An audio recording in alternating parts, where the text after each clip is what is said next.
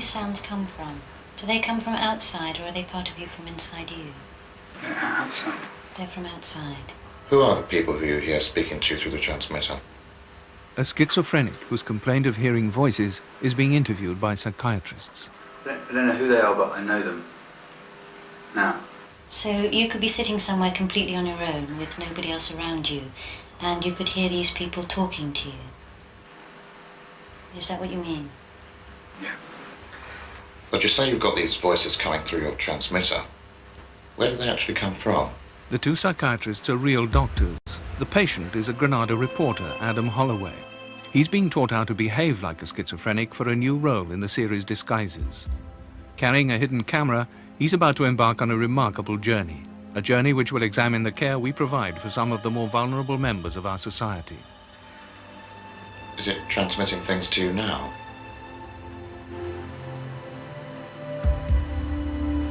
Have they ever told you to harm yourself or anything like that? No. Right. Have you ever been in a psychiatric hospital?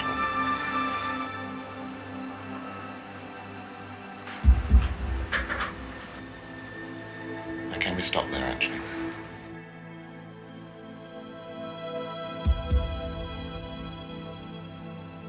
Most people find mental illness both frightening and alien. But the tragic case of Ben Silcock, who believed he could climb unharmed into a lion's cage, produced a wave of sympathy from the public. His bizarre behavior highlighted the lack of care provided for sufferers of schizophrenia, the lack of a place of safety.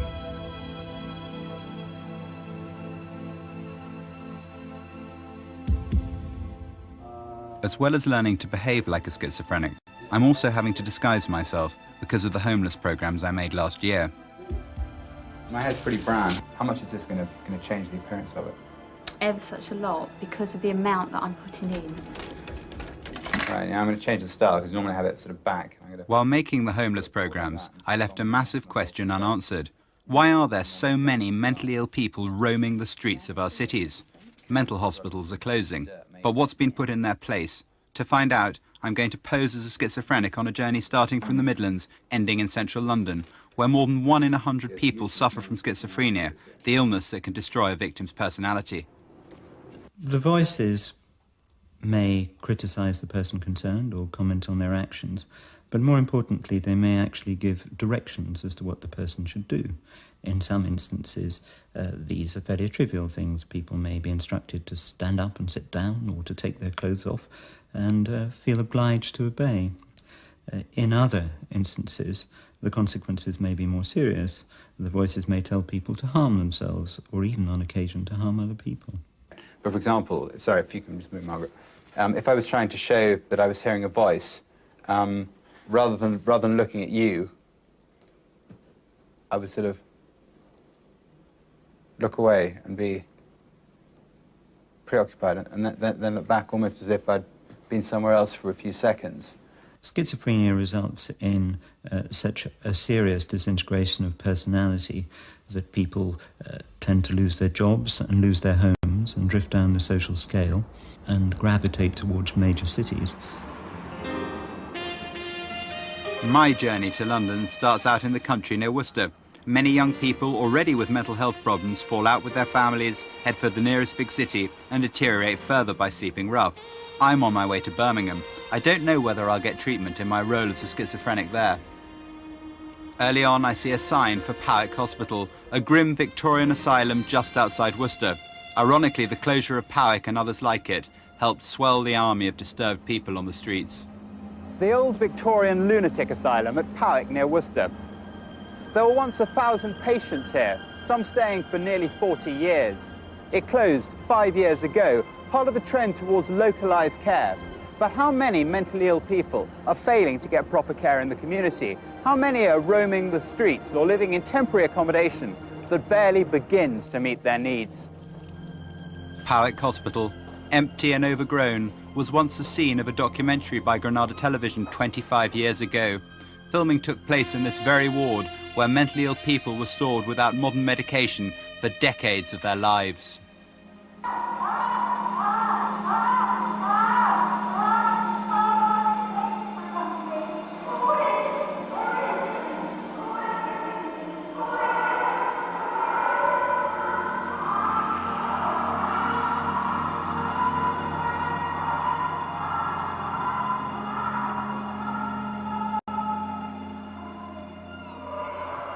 The idea was to empty the huge old institutions like Powick and put patients in small concentrations of good housing.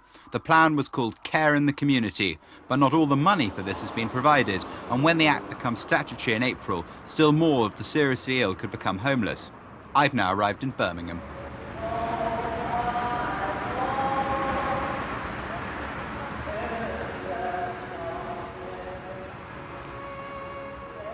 Certainly, as in any big city, there are people acting strangely on the streets. Some are clearly homeless. Are they getting medical help?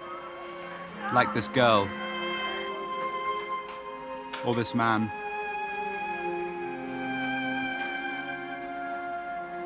Or the man who endlessly plays on a pipe that fails to produce sound. I'm going to pretend I'm having a schizophrenic relapse and need help. I'm taking a random sample of GPs in an inner city area of Birmingham to see if they'll treat me. According to the community care plan for Birmingham, The GP is the gatekeeper of primary health care, to whom most people turn when they have a health problem. Can I see the gatekeeper, please? See who? The gatekeeper. Sorry, I can't hear what you're saying. See? The gatekeeper. Gatekeeper? Yeah, the doctor. Which doctor are you registered with? I'm not registered with one. In that case, you won't really easily be able to see a doctor. So where should I go then? If you haven't got a doctor around here, then you would be best to go to a hospital, wouldn't you? it may be understandable when the public shy away from the mentally ill, but it should be different in a doctor's surgery. I try another. Perhaps this doctor is a gatekeeper to primary health care. Hello. Can I see the gatekeeper, please? See what? The gatekeeper. We haven't got a gatekeeper. It's a doctor's surgery. This is there. What number do you want? Yeah, to see the doctor. Are you registered with See the us? doctor. I'm living on the streets and I was a bit frightened. Can I No, register we here? can't take any more patients. I'm sorry, we're full. So I should try down the surgery, down the health centre down the Midlands Road. Bye. We can't see you here. Bye. No luck here either. Despite the good intentions of most doctors, I'm falling through the net. I can't register because their lists are full, or because they pretend their lists are full. I'd like to see the gatekeeper, please. Gatekeeper. Yeah, the doctor. It's Lady Doctor of the City. Are you our patient? No, I'm not. Yeah. Where are you living? On the streets. You need an address before you... Well, actually, we are full. We haven't got any... our practice is full. But you need an address for any doctors. It doesn't matter where. Do I? Where should I go then? Casualty department if there is something urgent. Any casualty department. The 7 GPs I try all suggest I go to a hospital casualty department.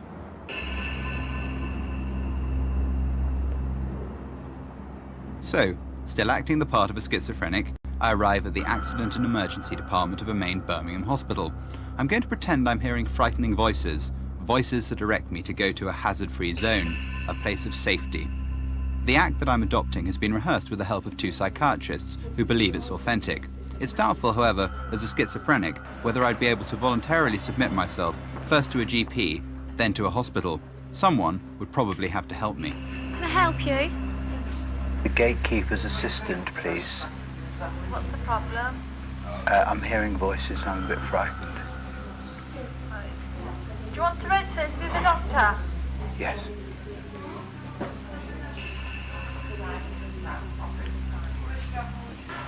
What's your address?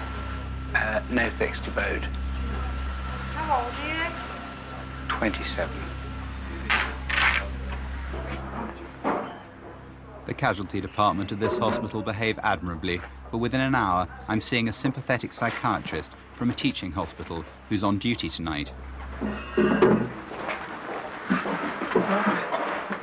As I say, I'm one of the doctors who works at the Queen Elizabeth Hospital. I understand one of the other doctors has been in to see you here now. Is that right? Can you tell me what it is that brought you to the hospital? What's been happening to you? Feeling a bit frightened. Okay. What was making you frightened?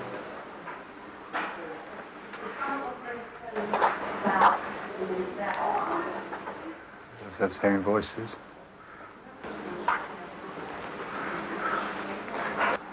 Do you know whose voices? Do Do you recognise them? Yes, HFZ. What are HFZ?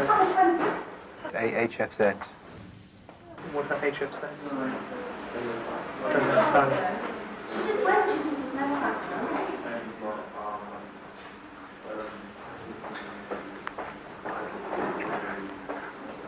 Hazard-free zone.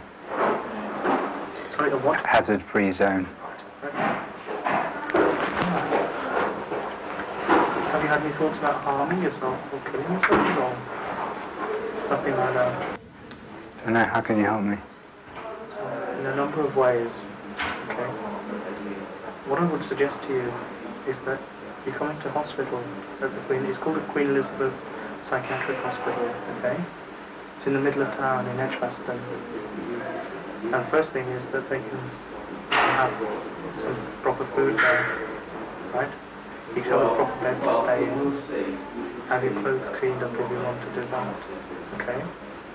The other thing is it's a safe place to be. Right?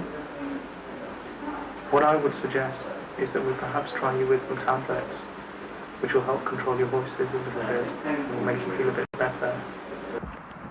Within an hour, the doctor has taken me to a place of safety, Birmingham's main teaching hospital. It's the weekend. Clearly there's bed space, caring nurses, and concern for homeless schizophrenics in Birmingham tonight. After a brief physical examination, I'm given a bed and 15 milligrams of chlorpromazine, a drug used to quieten schizophrenics' voices. I don't swallow the tablet. There are still spare beds in the room when I sleep.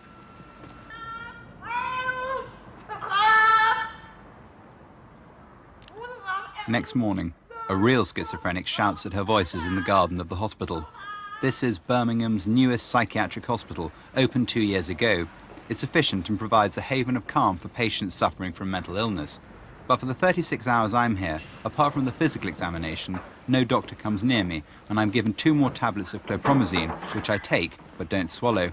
Suddenly, on the Monday morning, I'm called to see a doctor and a medical student. The conversation lasts 2 minutes and goes like this. How are you feeling? Better, the voices have mostly gone away. How long have you been hearing voices? A few weeks. Have you ever seen a psychiatrist before? No. Well, you can leave hospital now. Yeah, but where shall I go? Well, we'll give you a list of hostels. What about medication? Well, it's better if you don't have any.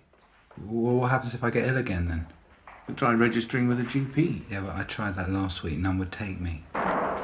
This morning at about 8:30, I was given 15 milligrams of chlorpromazine, a drug used for treating schizophrenics. 2 hours later, I saw a doctor and a medical student and was discharged from the hospital armed with this list containing the names of hostels where I might be able to find help and accommodation this evening. If I needed further medical treatment, then I could use the GP attached to each of these hostels. So, after all the good intentions, I'm suddenly out on the street again with no medication. The beds are filling up after the weekend. If I had serious mental problems, I'd be in difficulties now. Such pressures on real schizophrenics cause them to deteriorate fast. Small wonder there are so many wandering homeless on the streets.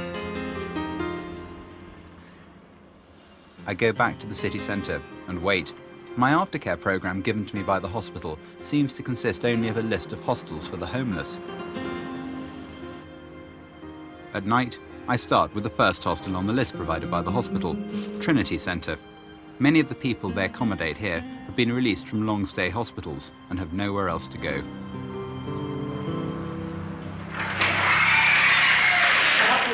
Yeah, I was at Queen Elizabeth and they told me to come here.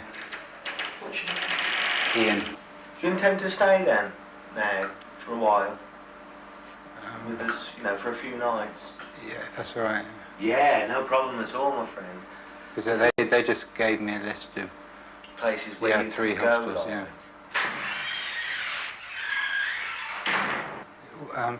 They didn't give me any medication to bring with me. What do I do about that? Right, same again. First thing tomorrow morning, after you've done a claim and everything else, come back here. When you bring your form back from them, tell them what medication you've been on and what's been going on, etc., etc., and they will sort out some medication for you. Trinity Centre, next morning, is a hostel that has long and short stay homeless, some with a history of mental health problems. After breakfast, I queue to see if I can get medical attention. Is that the doctor in there or the nurse? Nurse.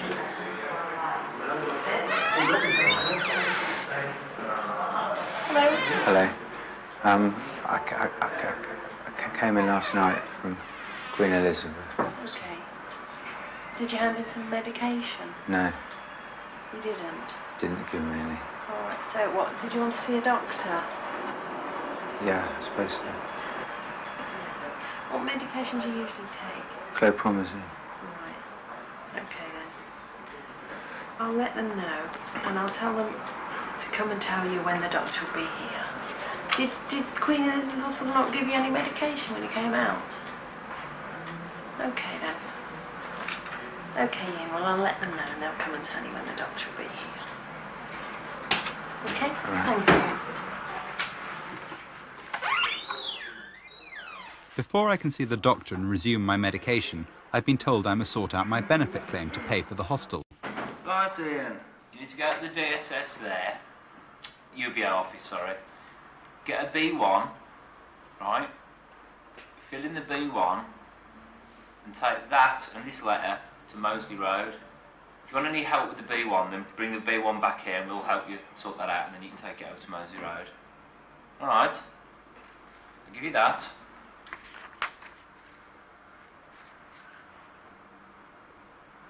Alright. Alright, so go to Broad Street and get a B1.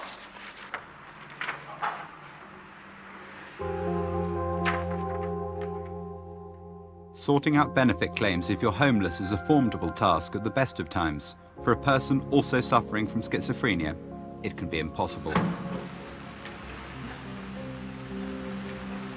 you got your national insurance number? Yes, but I don't know what it is. Have you got any means of identification? Is that all you've got? Have you got your B1? From your benefit office?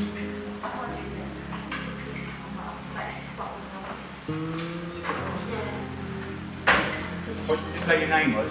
Ian. Ian? Ian what? Ian. Ian? Ian. N? Ian. We've got nothing for Mr. Ian here, nothing at all. So I don't exist? That's right. What's your name? I mean, with just that, there's nothing that I can do to trace anything. So if you come back with some means of identification, well then we'll look at it again. Preferably your national insurance number. But if I don't have that, I'm not anybody. That's right. Late afternoon, I return to Trinity to the day centre for tea. I'm due to see the doctor, but now there's a problem. Yeah, I'm Ian. I was staying here last night. Sorry, we just didn't recognise you. Oh, you haven't, you should have gone and made a claim. Have you got your application, brought your application back? Do you know, have you been and made a claim? Yeah, I'm going to. Well, if you haven't done by 3:30, you're not going to be back in tonight. So I should go and do it now. It's half 3 now. Well, I'm afraid you were told this morning if you didn't make a claim today, you couldn't stay here. Can I go out to the day centre and get some tea? No. No, not now, because you know, that's it now. Once you haven't made your claim, it's too late. And you were told the situation when you went out this morning. The hostel were only protecting their interest to cover the cost of the bed, but I'm homeless again. My journey to get treatment is erratic and unpredictable. I didn't sign on, so I don't get to see the doctor. If I was a real schizophrenic, I'd be needing medication by now. I turned to my aftercare plan, given by the hospital. Next on their list of hostels is the YMCA. Can I see a nurse or a doctor here? Is there a room? Excuse me, Queen Elizabeth Hospital sent me here. Yeah. To stay. Is that all right? Have you got a room booked? No. Well, you mean you want a room for tonight? Yes. Because I don't think I can do anything for tonight. Are you employed? No. No, I can't do anything at all tonight. Oh. And have you got a doctor here? No. Okay. Thank you very much. Okay. Bye. I'm sorry about that, but there's nothing I can do tonight. No places, and no doctors. Next on the hospital's list was Birmingham's Salvation Army Hostel. Queen Elizabeth Hospital sent me here. I see. Right. Have you just been discharged from the QE? Yeah, I was out for the weekend. I see. What had you been admitted to the hospital for? I was hearing voices. Hearing voices, yeah. And you were at the QE for that? Yeah. Have you turned up here for accommodation, have you? Yeah. I see. Right. Have you ever stopped here before? No. You haven't, right. Whereabouts in the city centre were you stopping? In the rag market. In the rag market. Well, were you sleeping rough there, were you? Yeah. I see. Ian, you see that corridor over there? Right, if you go down that corridor, turn left, there's some seats there. If you take a seat, in half an hour, the duty officer will be along and she'll have a chat with you.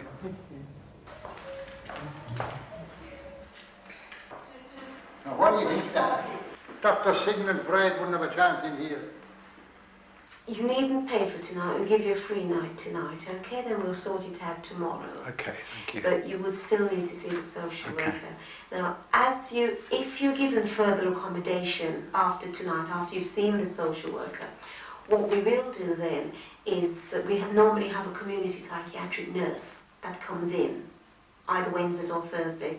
They'll be in on Thursday this week, so we would recommend that you saw them when they came in. You'd like me to see them? Okay. I would like you to see them. Okay.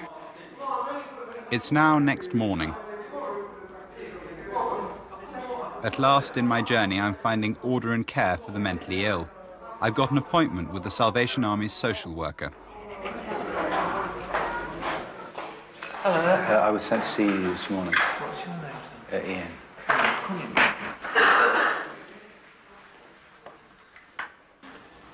I mean, at some point, what we might like to do is to have a chat about the possibility of moving to a smaller type group home. Are they easy to get into? I know of a lady. We have contacts with different group homes, and if you wanted that sort of accommodation where you'd be with other people similar to yourself, and where you could be looked after and have your meals and everything. We've now proved a point, and I leave. Care in the community can be arranged here. As a wandering schizophrenic, I could have been offered sheltered accommodation with individual care. This is the first time on my journey I felt safe. Next, I try the private sector. On the hospital list was a place called Palm Court. Palm Court, I now discover, is called Mayfield Court. It is in fact a private hotel, run for profit, largely funded by the state. It's a hotel for the mentally ill. I'm about to experience an extraordinary 2 weeks of care in the community in the private sector.